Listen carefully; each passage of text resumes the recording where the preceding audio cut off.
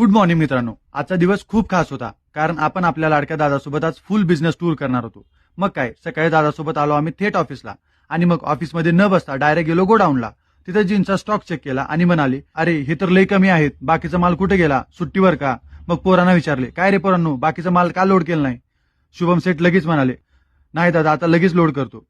दादा म्हणाले, लवकरात लवकर करा, मी येईपर्यंत सगळं कंप्लीट झालं पाहिजे, नाहीतर मीच तुम्हाला लोड करेन. मग काय, आम्ही निघालो विमाननगरला. मारुती सुझुकीच्या नेक्सा शोरूम मध्ये नवीन इलेक्ट्रिक कारचं लॉन्च होतं.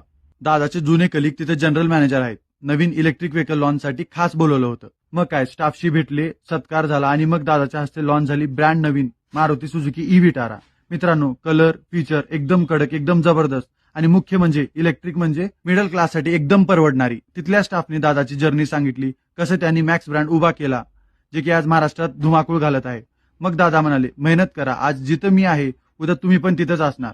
पण सेलिब्रिटी बनून बसायला वेळ नव्हता कारण ऑफिसमध्ये नवीन आर्टिकल आलं होतं.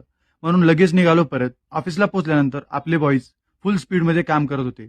सांगली, अहिल्यानगर, बजाजनगर, शेवगाव, पैठण या सगळ्या शाखेसाठी आपल्याकडून प्रत्येक आठवड्यात माल जातो. बारक्या काम करत होता पण डोळे मात्र नेहमी घड्याळावर होते. फायनली माल लोड झाला आणि बारक्या म्हणाला, जातो मी आता. आधी जेवण मगच काम. सगळे थकले होते, मग सगळ्यांनी एकत्र जेवण केलं. मालक असूनही दादा सगळ्यासोबत बसून जेवतात. खरा लीडर तोच असतो जो टीम सोबत असतो. मग दुपारी आपल्या फॅक्टरीवरून पॅन्ट आर्टिकल आलं होता, पॉवर्ड बाय मॅक्स. त्याची शूट झाली आपल्या लाडक्या मॅक्सच्या पब्लिकसाठी. संध्याकाळी व्हिजिट करायला गेलो आम्ही साया लेडीज हबला, कारण तिथे नवीन शॉर्ट कुर्तीज, लॉंग कुर्तीज या सगळ्या कुर्तीजचा स्टॉक आला होता. आणि शेवटी गेलो मेन ब्रांचला, कारण सक्सेसफुल बिझनेस हा ग्राउंड वरूनच ग्रो होतो. हा आहे आमचा रोजचा प्रवास मित्रांनो. मेहनत, टीम आणि व्हिजन. ब्लॉग आवडला असेल तर लाईक करा, कारण पुढचा दिवस अजून भारी असणार आहे.